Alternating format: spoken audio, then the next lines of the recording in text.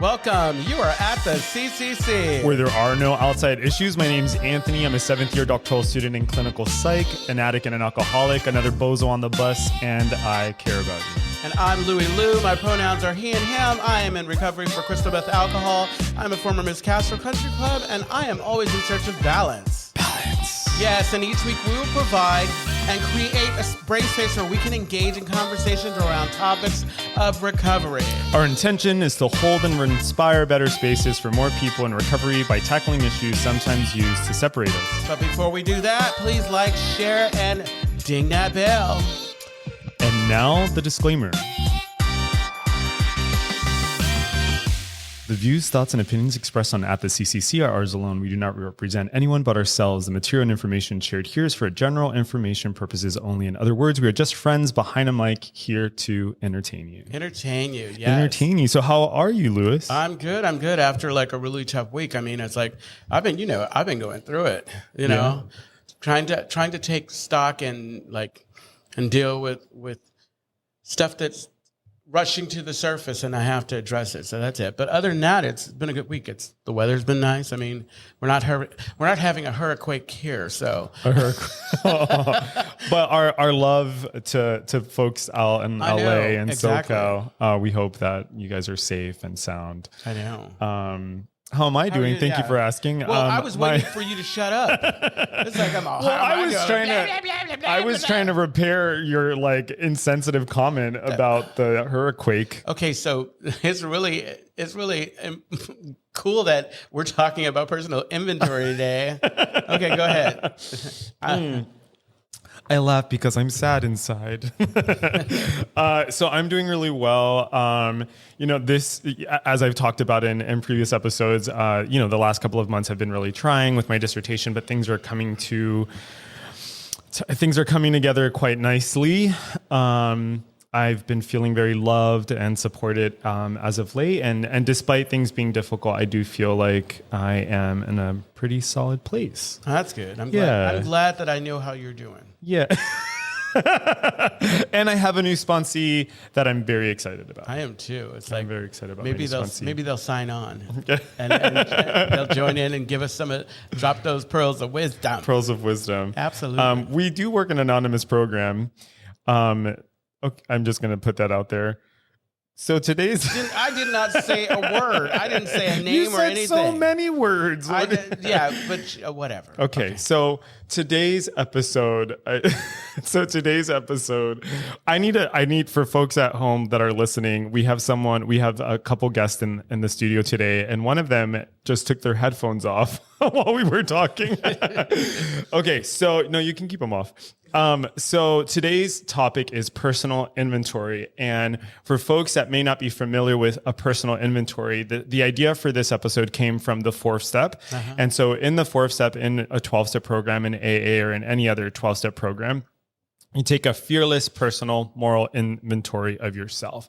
And the way this usually works is it's quite systematic. There's columns. In our first column, we might write, for example, our gripes or our resentments, people that have wronged us, people, places, and things or ideas. The first column is the person. The second is the gripes. Okay. So... okay. So did I throw you off? Well, I was like, do I say something snide and cutting, or do I just move on? So I don't know why. Go ahead and try to say something snide. No, go ahead. So I'm in a really good mood today. I think. Go ahead. That is contributing to my being all over the place. Okay, so the first or second column, or both of those columns, will be like the person, place, or thing that you might have the resentment for. So what that might look like is, I'm angry at my mother because of X, or I'm angry at toxic masculinity, or I'm angry at political systems, or I'm angry at something that happened to me at childhood, right? And then you then systematically go through that. And then, you ask yourself, did it impact my self-esteem, my financial security, my emotional security? And that's the third column. The third column is what did it affect? Yeah, what did it affect? And then after what did it affect, it's your part, right? Yeah, it's my part. It's because that's the thing. It was the whole thing is folks get folks, even with the fear, they get excited about being able to list all their resentments and everything. Yeah, I'm gonna have a moment to tear people down, and then we pull the rug out from under you, and you get to face your part in it, because we always have a part. Right, that's the goal. And I would phrase that differently. I would say that when we go through that last column, what we're really doing is we're empowering you to take control of the things that at one time may have felt like they were controlling you. Okay. Yeah. So, wow. Okay. Well, I'm thinking about like people who may be new to recovery. Well, also I'm thinking about people who may be new to recovery, and a lot of times, we're joking about this, but sometimes it's like, if I approach you and I don't trust you to begin with, and you're blowing smoke up my ass, or at least it seems like you're blowing smoke up my ass, that's not going to make it hard for me to digest what you're sharing with me. Thank you for sharing. Okay. So that's where this conversation comes from. And 12-step, the 4th step specifically, there's a very systematic way of taking a fearless moral inventory of ourselves. Mm-hmm. That being said, if you're not in 12-step, a personal inventory could be just looking at patterns in your life that are no longer serving you. So for example, if you deal with envy or jealousy, or if you deal with anger, right? Like one of the ways that you can take an inventory is identifying other times in your life. I don't know what he's doing. Identifying other times in your life where there may be patterns or something like that, where these behaviors have come up. Okay, so that's the premise of today's discussion: is a fearless personal moral inventory or personal inventory. Like, what are the benefits? How can you do it? Where do you start? Like, etc. Yeah. So what was your experience with your first 4-step? Well, my first 4-step, I believe that, like, I've shared that I kind of came in as a people pleaser. Like, I was thinking, oh God, I really want to be here and I don't want to do anything wrong. So if I don't do this a certain way, they're going to ask me to leave. So, but it was thorough. It was really thorough. And it was kind of interesting because, like, I don't know if anyone can relate to, like, in the cartoons where you have the stampede and you see the dust coming and whatever. And that's kind of how my existence was before. I did not look back. I was just like the stampede, this tornado going through, and I didn't have to look back. I didn't think I was going to have to, like, readdress the things that I made. That's why it was easy to kind of make some of the decisions I made. So, I was in treatment at the time. I was in a behavioral modification program, acceptance place. I don't know that it's still in the city. And I had gone into the program thinking, I'm going to get along with everybody and all this stuff. And I started working on my 4-step, and I became irritable. And and what I realized now, I was bringing up stuff that, just, I didn't think it had an effect on me, but it did. And so it was tough, but I got a little relief when it was done, not like the major relief sometimes that they talk about, but yeah, it was a process. And I had an amazing sponsor. This individual walked through, and I think that's the key. Even if you're not in 12-step, I think that sometimes it's important to have someone that you trust, a closed mouth, someone that you can talk to about the process, so that it's almost like having a spiritual guide you through a meditation or whatever, so that you are focusing on the right things. Because what I know to be true is, like, the sick mind couldn't heal this sick mind. So it's like I didn't know what to look for. And it probably would not have been a thorough inventory. It would have been a self-serving kind of like fact-finding mission, and these were the areas, and this is why. And so, yeah. Yeah. You bring up an important point, which is a personal inventory is, in my opinion, not something that you should do by yourself. Mm-hmm. Right. I think the other thing that's, like, really important to note here is that the steps are in order. So if you're doing 12-step, you're not doing it by yourself, you're doing it with a sponsor, and that's important. And if you're not doing for like a 12-step program, you're doing it with someone you trust, right? Like maybe a therapist or like a trusted friend or mentor. But the steps are in order for a reason, right? So you aren't just rehashing things to, like, re-traumatize yourself. You're rehashing things so you can identify patterns, so that you can then address those patterns later on in the steps, right? So I just want to put out that caveat. Okay, so that's the other thing. The other thing you said that I really appreciate is, like, going to your brain, like trying to make sense of things. One of my favorite things that my sponsor says is you can't go to the problem looking for the solution, and the problem's in the mind, right? I've heard that a couple times this week, and that's certainly something that like I have to remind myself of. In the 10 step, it says, you know, we're constantly taking an inventory. So we're taking a daily inventory. And in 12 and 12, it says, and we're careful not to, actually, I think it's in the big book. We're careful not to like have morbid, sick reflections. Right. And what that means is like when you're rehashing or you're looking back at things, the goal is not to beat yourself up about the things that you're angry about. The goal is to collect those stories or collect those experiences, identify them, use it as data as a way to heal yourself in the future.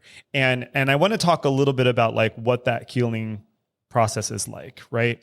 One of the most important things that I want to talk about is like, what about those resentments that feel justified, right? So like, for example, I hear some of the sadder stories that I've heard have been around like rape or physical abuse, right?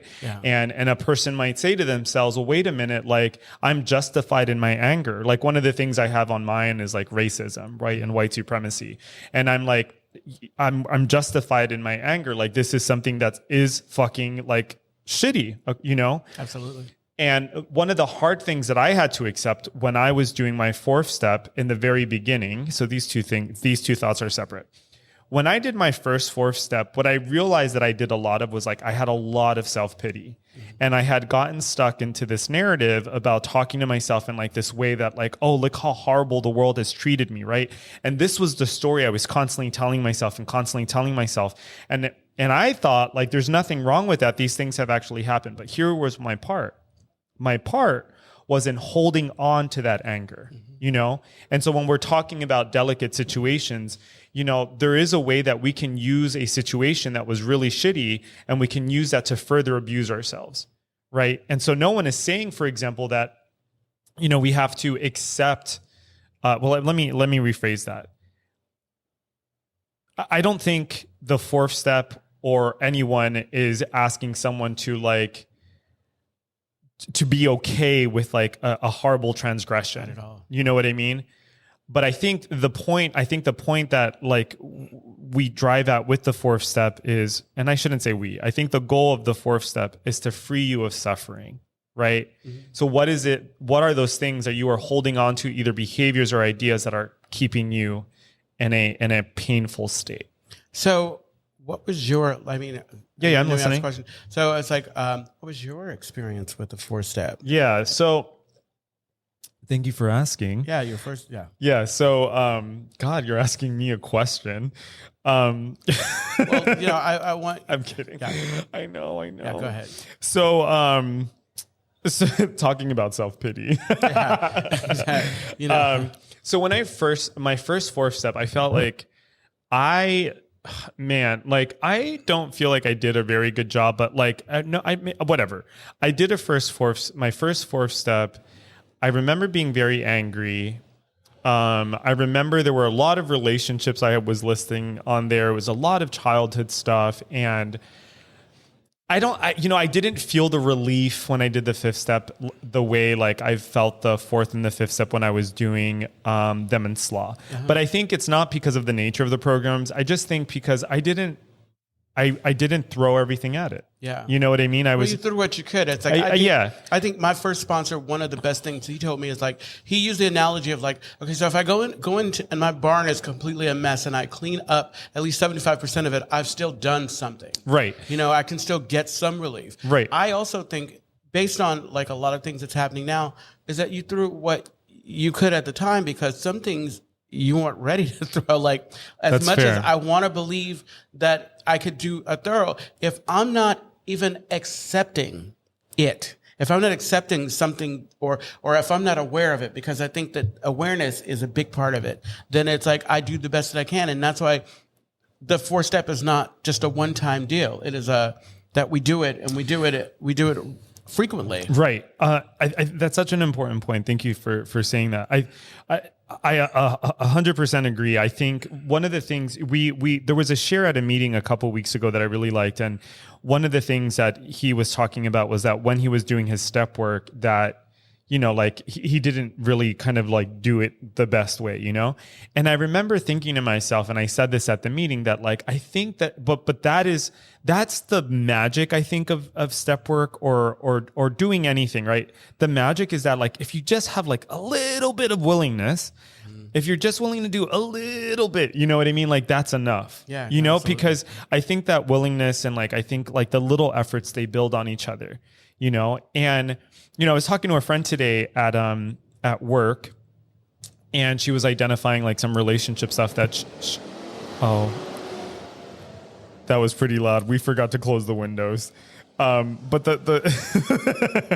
Yeah, but Stephanie, we're gonna hear it. But that breeze is nice. That breeze is really nice. So, what was I saying? Oh, so I was talking to a friend today, and we were talking about attachment styles. Maybe that should be an episode for another time. But we were talking about like attachment styles, and she has some stuff coming up, and I said, listen, like, just you like getting to a point where like you have some awareness around something, that's like a really good start. You know, like you don't have to go like rushing into any kind of like deep diving into your like trauma, etc. Exactly. But yeah, so that was my experience. But you know, like my experience in SLAW, so Sex and Love Addicts Anonymous, my experience there has been very meaningful and very transformative. But that's because I literally threw everything I had at it. Like I was so intentional. But part of that is because I was in so much pain. Yeah, exactly. And I was like, like I can't keep fucking coming up against this stuff. And that's what's been really amazing about that. Now that I'm kind of talking about it, is that I'm addressing things, for example, for the first time in my life. And that has been very difficult. Oh yeah. There have certainly been nights where I'm like crying on the phone. They're like, I'm crawled up into a ball, like, and that's been really difficult. But I'm telling, like, I can tell you honestly that it's been like the most remarkable, the best like work that I've been doing for myself. And I'm still in the middle of it, you know? But I wanted to talk about like some of the defects that have come up for me in early recovery. So, and they still exist. So making others my higher power, you know, so that was one. Anger, self-pity, jealousy, envy, hypocrisy, self-righteousness. Oh, I was thinking about that for myself. That's so funny. There was this one time I had this friend, he goes, Anthony, I want to talk to you about something. And I'm like, what? And he goes, okay, what am I really bad at? And I go, listening. He goes, no, not that. I go, cleaning up after yourself. He's like, no, not that. And I'm like, girl, we'll be here all day. We'd be here all day. Just help me? Like, why don't you just tell me what you want before I like go down this laundry list of like issues I have with your living arrangement. Okay, what were we talking about? We were talking about your character defects. Oh yeah, so hypocrisy, being controlling. Those are some of the ones that come up for me. Self-pity was the big one. Anger is the big one. Yeah. No, you know, it's interesting. You were talking about before, and for folks who are working the steps are in order for a reason. In this very room we're at, I remember it was a Saturday meeting. There was a woman, she was sharing on step 3, and she said that when I turn my will, step 3 is turning your will and your lives over to the care of a higher power or God of your understanding. And my sponsor breaks it down to say your will being your thinking and your life being your actions. Okay, and so the very next day. Can you say that again? Yeah. So your will being your thinking. So my will is my thinking, and my life is my actions. And so the very next day, my higher power showed up with a wrecking ball. And the 4th step is, and I had something to read. Can you believe it? Oh gosh. So step 4 is the beginning of the demolition process that prepared me for society. And also, one of the benefits from taking a personal inventory is that we don't have to wait for someone else to tell us who we are or how we are. And then what I talk to sponsees about is like, it's like the 4th step is the beginning of, okay, now the police department, the fire department said we can go back in and check on the wreckage. And we're going in and sorting through the wreckage and figuring out what is salvageable and what's not salvageable. Right. And it's, you know, and just like with that, there's no judgment in it. It's just an opportunity to see what we have, what we have in stock, so that, you know, we can get ready to move forward with it, with things that aren't going to weight us down heavily, you know? What book is that? This comes from Living Clean, The Journey Continues. This is actually an NA approved book. Oh, nice. Yeah, exactly. It's really nice. Yeah. So folks listening, if you have any comments, any experiences, any thoughts that you want to share with us, please chime in. We have a comment. Let's see it. Yes. And also, yeah. Billy Lemon. I also just finished my 4th step in ACA and have never felt more honest about who I am. Thank you for sharing that, Billy. Thank you. Yes. Billy, if you're still listening and you're willing, I would love to hear more about, Billy, you are magic too. I'd love to hear about what about it felt so honest. Like what about it, I guess felt different. Hey, so, something that we, like I am going to suggest today, halfway through, like when I was interviewed for a podcast a while back, halfway through, you don't have to do that. Well, stop taking my inventory, okay? No, hey, if you have an opportunity, when you check out our podcast, make sure you give us a review. Oh, yes. Yeah. So, can we take a moment? Actually, yeah, let's take a moment. First off, I want to thank all of our viewers. So, yes. Occasionally we look at our stats. Occasionally we'll get messages and stuff like that. Every day, every other hour. Yeah. Well, that's partially true. So, I can get pretty obsessive, but so first off, I want to just thank everyone. Like we know a lot, we have viewers all over the world, all over different countries. We want to thank you for listening. People who have been with us for such a long time. Thank you for being such great supporters of the podcast, and, new viewers and listeners. Thank you so much.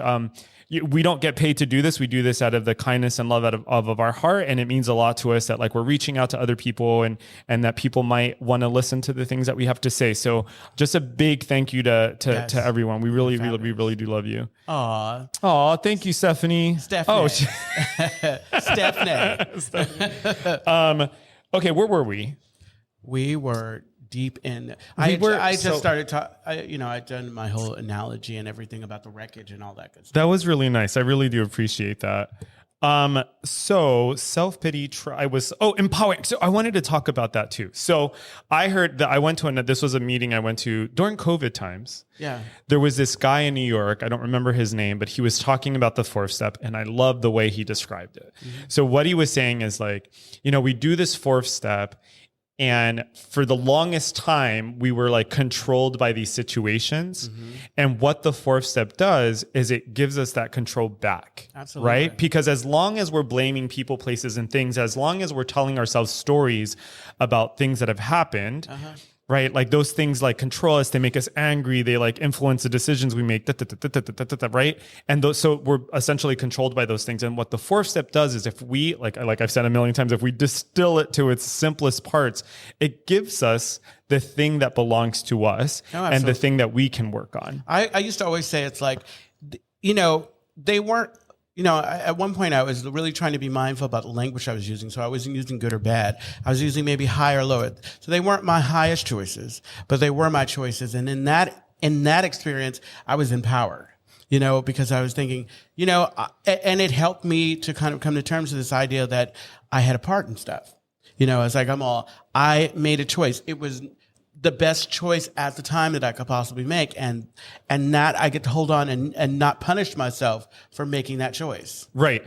Thank you for saying that. So what I was thinking of is a lot of times, maybe all the time, when we look at when we're taking a personal inventory, and I want to kind of pull away from the steps just to make this kind of more generalizable. Absolutely. When we look at, and by we, I should refer to myself, when I look at these different things that I was doing, like either I was like popping off or I was angry or I was jealous or I was whatever, I was making other people my higher power, like all of those behaviors, I was doing the very best I could. Mm-hmm. Like I was raised a certain way, I had certain experiences, and in the end, like that's what I was doing. In the end, like those behaviors that were not serving me at one point did serve me. Yeah. Right. Maybe it was like, if there was self-pity, maybe what was happening is like that self-pity was pulling me away from people, places, and things that were harmful for me, right? Or if I was angry, maybe what was happening is like I was creating a space, or I was having a reaction in order to protect myself, exactly. Right? In the end, I like to look at all of my character defects as like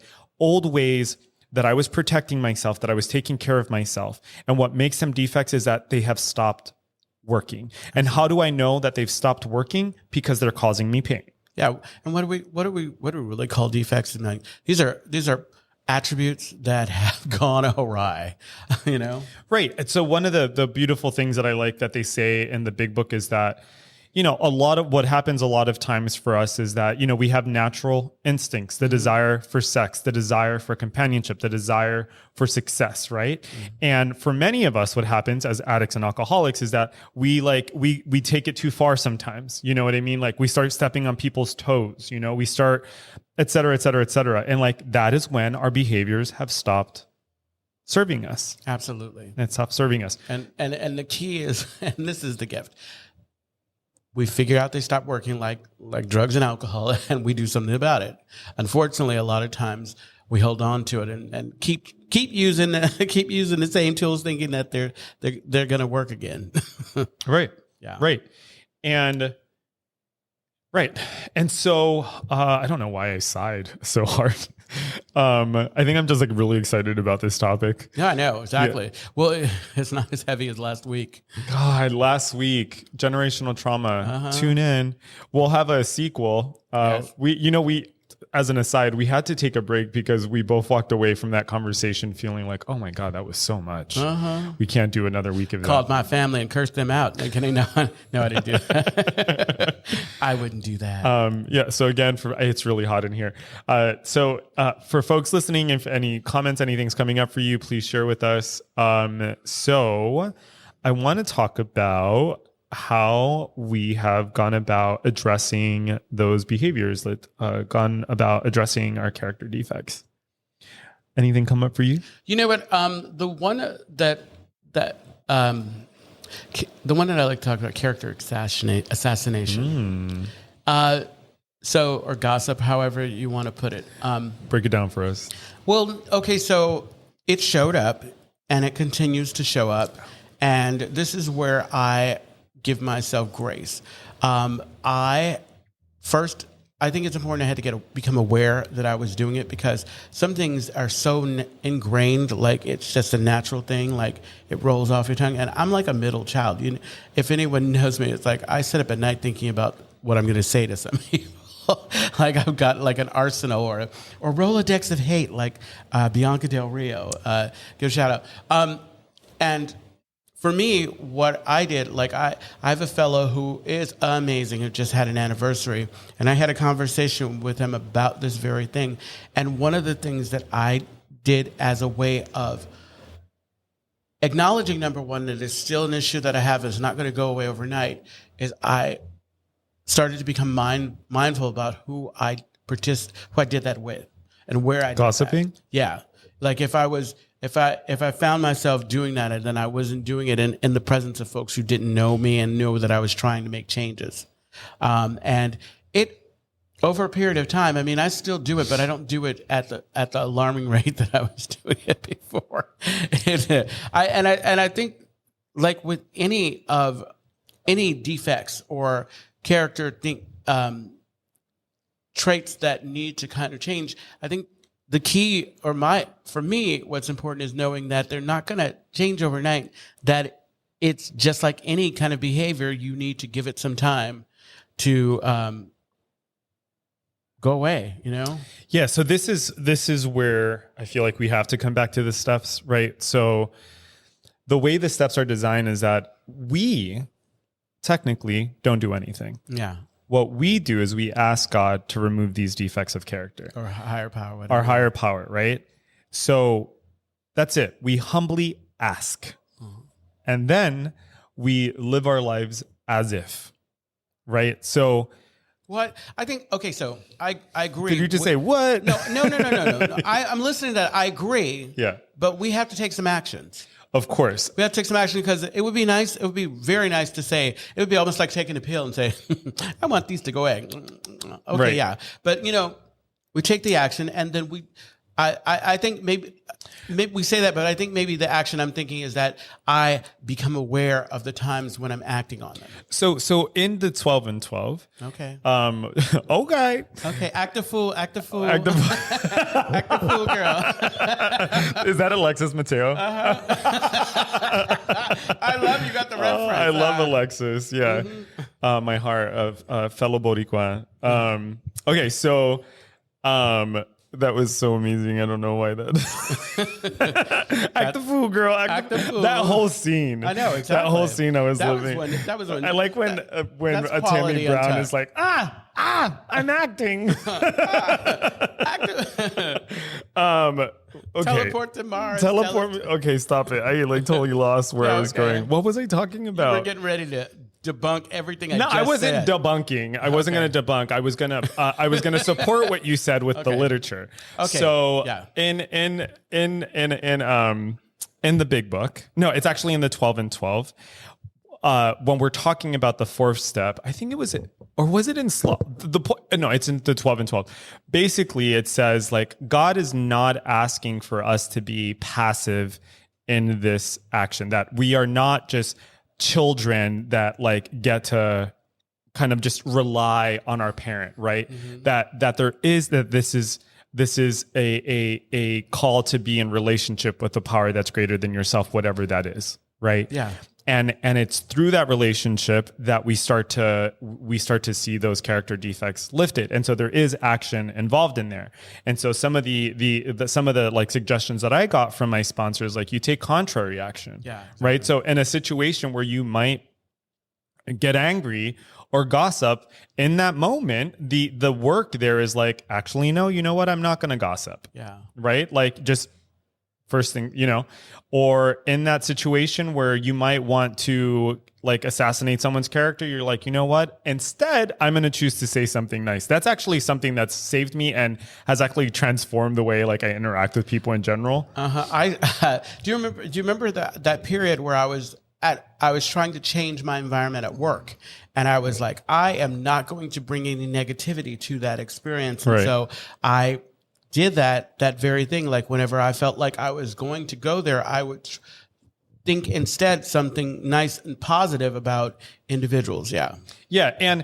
And to be sure, we are not advocating for like a toxic positivity, we're not saying like, well, I think you have to put like glitter on bullshit. No, this is where the beauty and the wisdom of the serenity serenity prayer comes in. Knowing how to discern when I can do something and when I just need to step back and do nothing at all. So for folks who may not have heard the serenity prayer, what is it?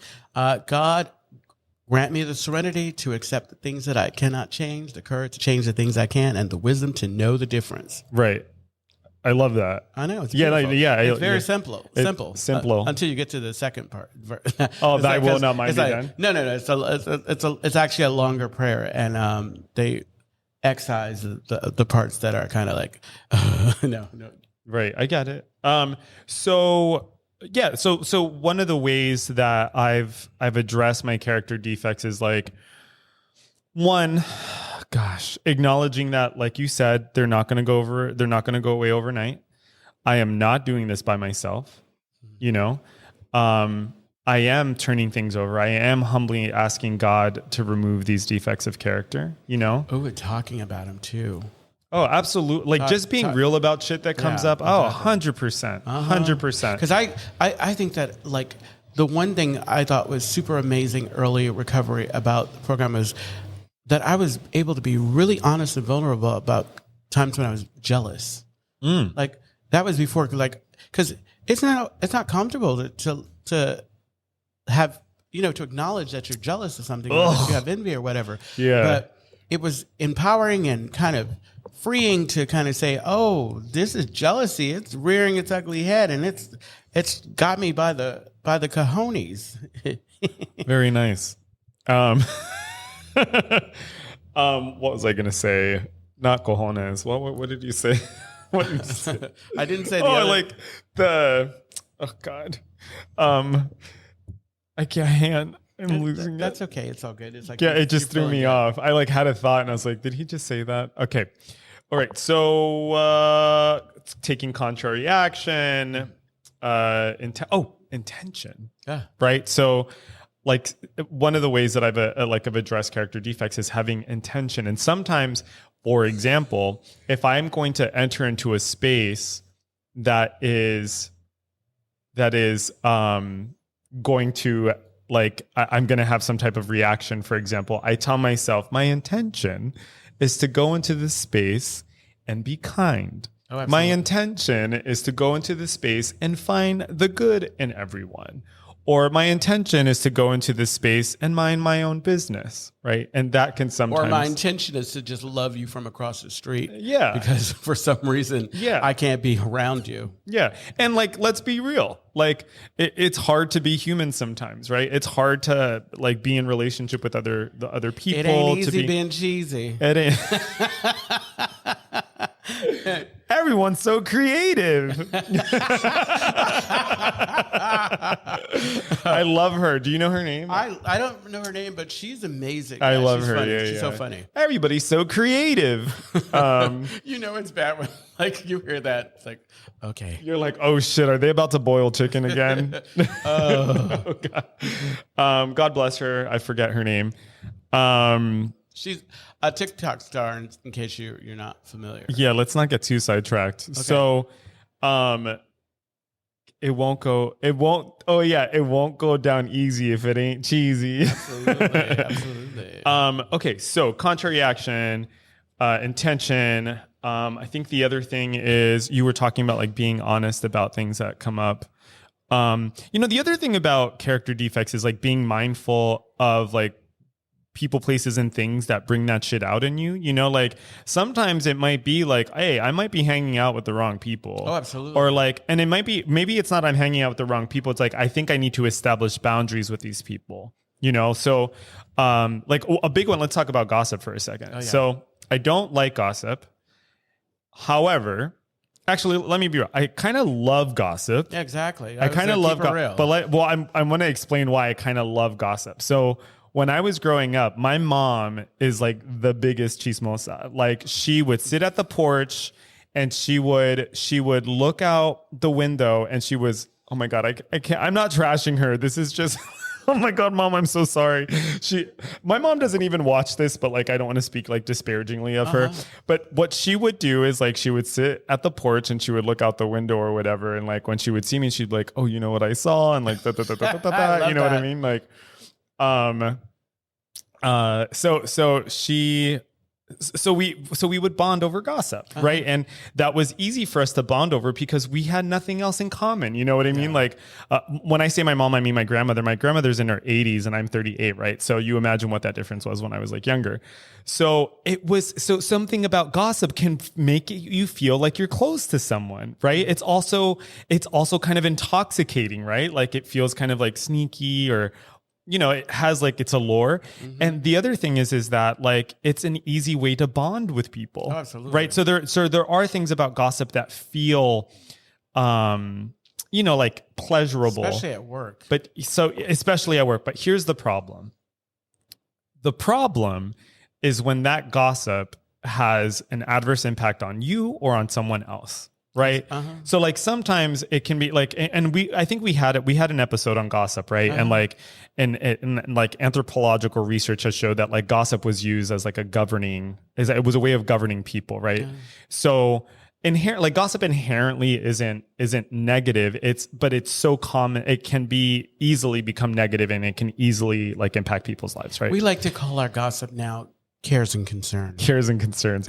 I need to get back to what my point was with the gossip. Oh, so there are things about gossip that are alluring and seductive, right? Now, what you were saying, like, I am very careful about who I'm gossiping with. For example, I'm not going to gossip with someone that doesn't know my heart. Yeah. Right. Like, I'm not like, that's something very kind of private. You know what I mean? Also, like, can I gossip? And what am I gossiping about? You know what I mean? Like, do I have a legitimate concern, or did I hear something that may or may not be true, and now I'm taking that and I'm telling other people that I don't know? You know what I mean? Mm-hmm. So there's that. But one of the things that I do though is if I'm in a situation and I hear people gossiping about someone in a way that feels like malicious, I remove myself from that situation. Absolutely. And I think in hearing you say that, it's like I really feel like that's, over time, that's exactly how it's been. It's like it's not that I don't gossip. It's about what I talk about. Because if I feel like if it's something that will cause pain, if the person like found out I'm not participating and Yeah. Right. So that's one of the things is like one of the ways that I've addressed my character defects is like watching like who I'm hanging out with sometimes, or like what environments I'm putting myself in, right? Like if I know, for example, like in one environment, I'm like voluntarily putting myself in an environment that's going to be like super stressful and have me like all fucked up, I might not do that. Or if I do, I might bring a friend, you know, like I might find other ways of like being in that. Another really amazing thing that you can do is really have wonderful things going on in your life. That's right. Like really positive things that you can focus on. It's like, because when things are going really well in my life, you know, I'm not that concerned, and I'm not concerned in the wrong way, you know, because there's unhealthy ways to be concerned with other people's stuff, but I'm not concerned in unhealthy ways about what's going on with somebody else. Yeah, I feel that. I feel that. So we're down to our last 4 minutes. Ooh, right on. And are we waiting for something? I think we are waiting for something. We will stall until Brandon puts it on the screen. I know. It's like he gets a week off and he... So the Castro Country Club is a safe and sober community center for all people and a refuge for the LGBT recovery community.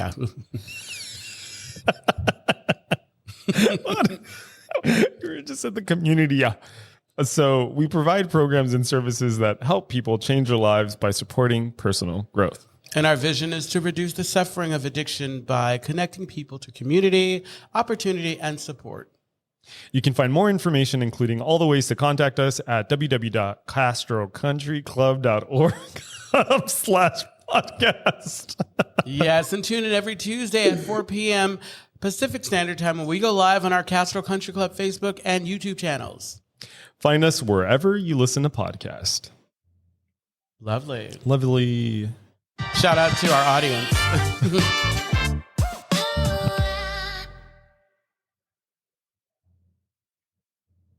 Okay, so we're still recording yet? All right, we're well. One of the things I want to do is I want to turn off the studio lights because I always feel like my face is burning by the end of the. It's burning. But I don't even think they emit heat, right? They don't. Do they emit heat? No, I don't know. I'm looking at Brandon, and Brandon's looking at me like I have a dick in my forehead. Hold on one second. Brandon, could you turn off the middle one? Thank you. Do you want to sit in the dark? Yeah, well, I kind of do. It's just really hot in this room. Well, you don't have a glare in your glasses now. I don't have a glare in my glasses. So you know something I didn't talk about. What did okay, so and you mentioned you started talking about intention. There was a period where, and I believe that I was ready, and it was a sponsor that I had, like where I started to focus in on certain aspects of my personality and my character, my blackness, my gayness, and whatever. So I worked the steps intentionally around being a black man. Mm-hmm. And it was important because as one of the people in you know, who was sitting and watching notices, it was during a time when I was really angry and I was going through going through a really angry time, and I had to kind of address some of those things. So I was able to kind of do it in a way. I chose specifically a black gay sponsor who I could have conversation with in a way where I wouldn't have to explain what I was feeling, the way I felt with the feelings, because they had experienced, some of the same things too. And it was so helpful. It was like, I found that is, I believe, when my program really kind of changed. And there are other places, even like recently, but that was when all of a sudden it's like, I started to use the steps in the way that you could use the steps and not just do it to kind of, tiptoe to the two lefts. Yeah. You know what's coming up for me now, which I wish I would have said earlier, but it's still being recorded, is that for a lot of folks like myself, there are some very real things that get hashed up.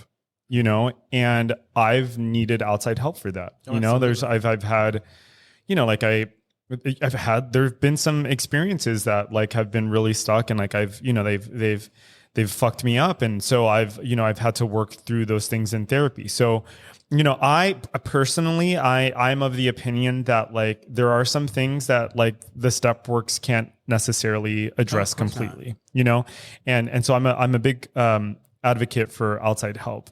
And the other part of that has been like, when I was like, even now, like in doing the slaw work and all of that stuff, that shit has brought up a lot of anxiety for me. And I was off like psych meds for a really long time.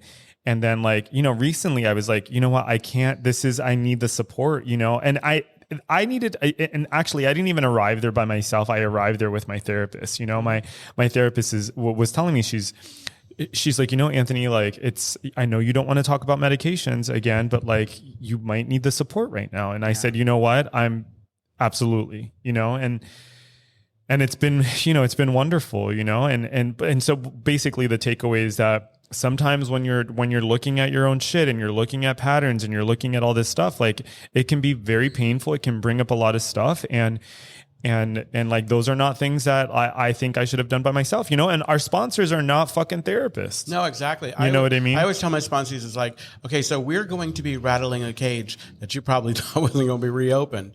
And while I can open it, I don't know how to close it.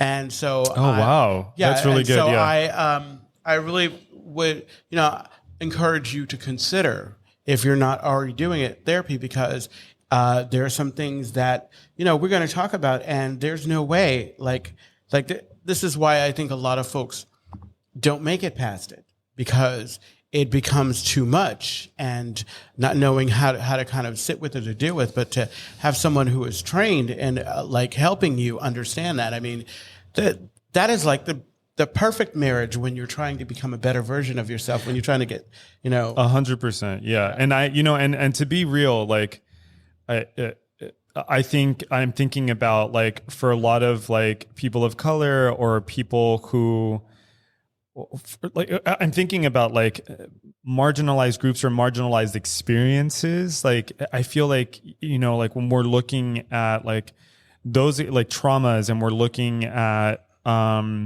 like cyclical patterns and things like that, like that's just not shit that like a person should go at alone, right? Like I feel like in those cases, especially, that's when it's important to have like professional support if you can find it. And if you can't find professional support, then finding like a loving, caring person who you trust, who, like can hold space for you, but yeah, I mean, it's like some tricky stuff. Oh, it is. Oh, absolutely. It can be pretty tricky.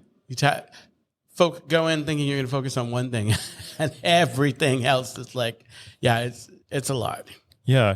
One of the cool things that I like about when like taking a personal inventory is that, well, one of the pieces of advice that I got when I first started is that when you're like, if you're dating, you're in a relationship, holding off until someone has finished their fourth and their fifth step. Oh, I know. We didn't even talk about like the aspects of the personal inventory where we speak directly about our sex. Oh, right. Yeah, we just didn't even touch on that. Well, we have time. No, exactly, because it's so much. Well, the sexual inventory. Yeah. Okay. So along with the resentments, we also talk about fears, because I think that fears is important. Fear, coming to terms with the things that cause us fear. Fear can paralyze you, can keep you from moving forward.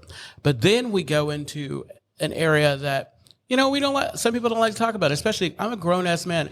I'm okay. Okay. Admitting that I may have been acting out irresponsibly or not acting in a way that is healthy for me around sex, something I love to do, and then taking a break so I can learn to do it the right way. Right. Yeah.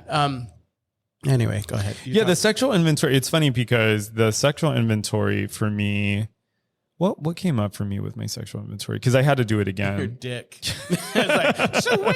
It's like, I'm all, I never. God, actually, there is absolutely nothing sexy about the sexual inventory. I know, exactly. But I'm thinking, I can't believe you just said that, Lou. I can, but I can't. Yes, you can. It's like, why would you be surprised? If somebody tells you who they are, believe them. Every time you open your mouth, I'm trying to take you down. Well, maybe she rest in peace. I know. Thank you, Maya. Thank you, Maya. So, Dr. Angelou. I know. She said, oh, yeah. I remember what she was talking about. Excuse me, Dr. Angelou. Yeah, I remember that. Well, she earned it. So she did earn it. She did. Well, God. So sexual inventory, there was nothing sexy about it for me. I'm thinking about like what I was gonna say kind of came up for me. Well, while you're thinking about it, basically you're looking for patterns in your behaviors, and your behaviors when you list your.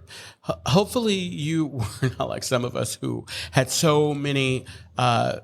And this is no judgment, but I had experienced so many partners leading up to, and so number one, I had to get over my shame and guilt around the real. numbers. Yeah. But I had to look at like how I was showing up and participating and seeing if I would, if it was a helpful situation, if it was hurtful, because not every hookup was hurtful.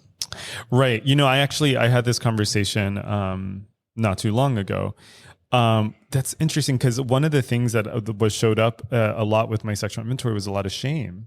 Like I had a lot of like internalized homophobia. I had a lot of internalized like shame about, like I just had a lot of shame about my sex. And so there were ways that shame was actually fueling like compulsive sexual behavior, because I was being secretive. Did I ever tell you the story about the one time I was like talking to my slaw sponsor about like so one of the things that like was one of my bottom lines in slaw. So bottom lines are like things that you kind of identify that you want to stay away from, right? So even and they change, right?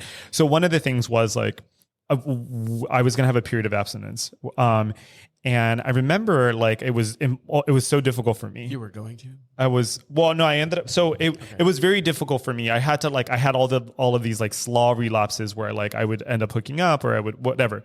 Okay. And which is actually the first time I think that I came face to face with addiction in a way that I didn't with alcoholism. Mm-hmm. Like with drinking and using, I had the compulsion, but I had enough pain to where I stopped, right? Okay. With sex, there wasn't enough pain there. And so it was very easy for me to like give in all the time. Right. Mm-hmm. And then you have things like Grindr and like being in like hypersexualized areas. Anyway, so I remember my sponsor said to me, listen, it's okay. You hooked up. You don't have to beat yourself up over it. That's fine. He goes, how was it? I go, it was dope. And he goes, well, wonderful. Right. And I was like, wait, why I wanted him to be angry with me. I wanted him to shame me. And my sponsor was like, no, it's fine. Okay. He goes, why don't we just go about this a little differently? And I go, what should we do? And he says, well, if you're going to hook up, let me know before and let me know after. Okay. Just to make sure that you're safe. Mm-hmm. And I said, okay. So I would text before and I would text after. You know what I noticed? My sexual compulsivity went down. I wasn't hooking up as much. And then I realized, I was like, oh shit, I think some of my sexual behavior was being fueled by shame. Yeah.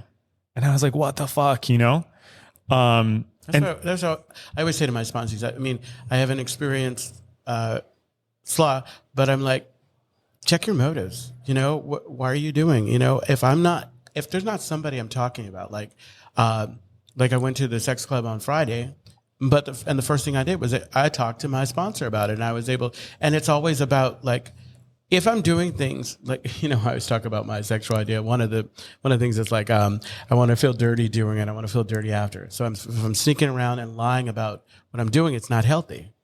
Yep. Yeah. So. Yeah. And that was my shit. That was my jam, I loved for it to feel wrong, and it can still feel that you can still have some of that kind of excitement, but in a healthier way. Right. Well, one of the things that is really, actually, I'm not going to share that.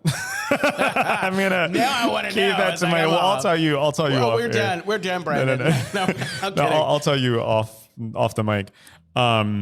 But speaking, it was in that vein about like healthy sexuality. I had an experience recently where, I'll share this.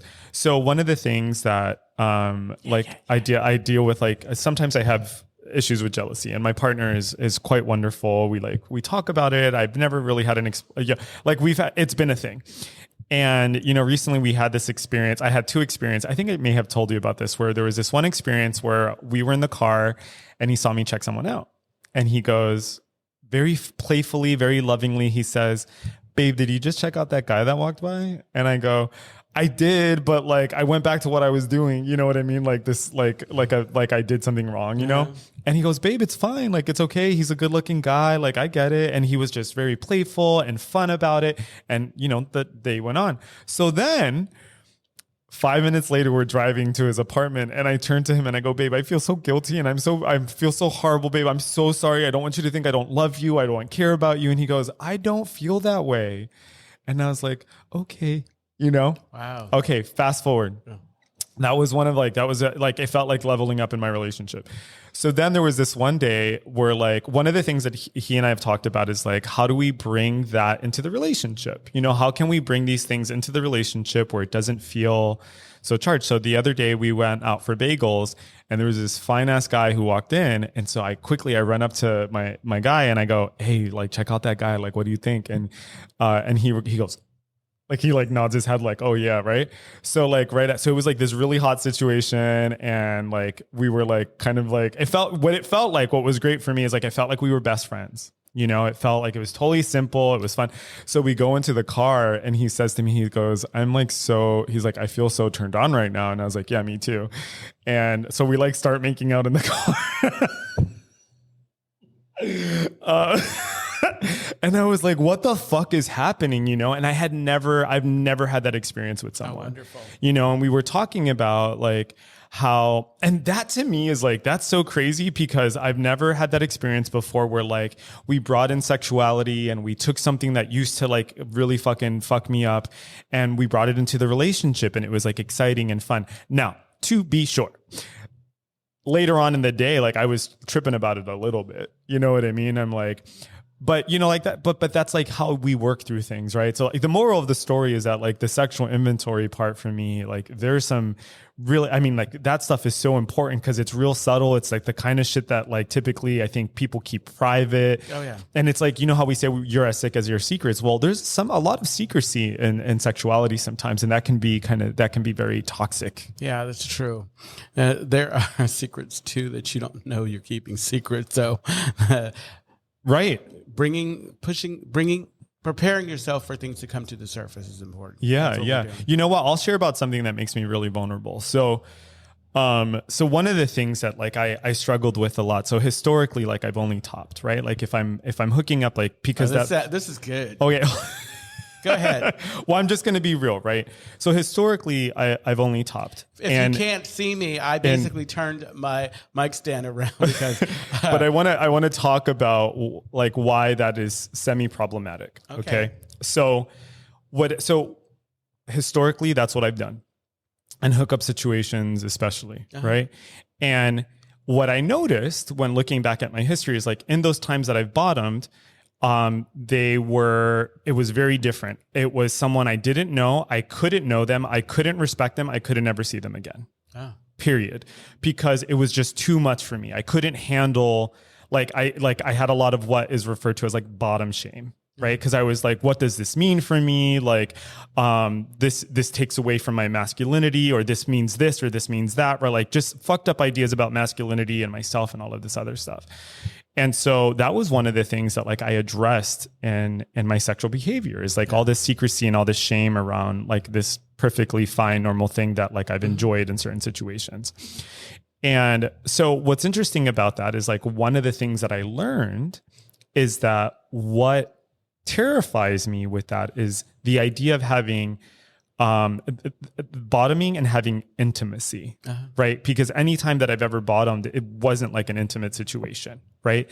So the idea of like bottoming and loving someone at the same time, I was like, oh no, fuck all of that. You know what I mean? Like, I don't want to see you. I don't want to look at you, etc. Yeah.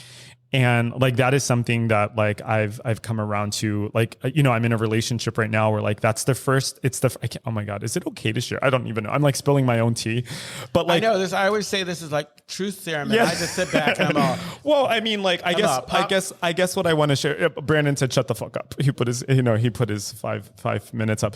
So I guess what I'm sharing is that like, God, I hope this is okay with him. But what I'm sharing, I guess it would be fine. So this is the first time that I've ever been in a relationship where like I bottomed for someone that I love, and that isn't, and it is anyway. Bottoms for Jesus. But that I've, like that I bottomed for someone I love, that was wonderful.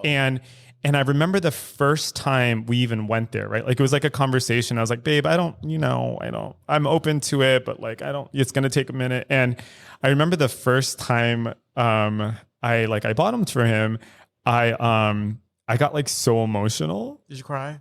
I low key. Oh, because I was like, oh my God. I was like, I can't believe I did this. And he says to me, he's like, babe, are you having feelings right now? And I was like, I'm having feelings right now. And so we like laid in bed and we were cuddling and I was like a fucking wreck, you know? But it was like this sounds like something out of like a Netflix gay film. You know? Definitely. I'm like, oh my God, I love you. You put your penis in me. Yeah. So, but it was like, you know, that's the first time I've ever had that experience. And what's been so amazing about that for me is that like it's opened up other doors for me in like the relationship, you know, like wonderful. Like it's increased trust, blah, blah, blah, blah, blah. So I just listened to what you shared. And, so stop that. I have always here, should I swallow it? I've always said like, I would do that if I was in a relationship and I'm in love, kind of where you were at with that. But I think I've been using this as an excuse because if you know me, like this one says, historically, I'm not getting in a relationship. So I guess that means I'm off the hook.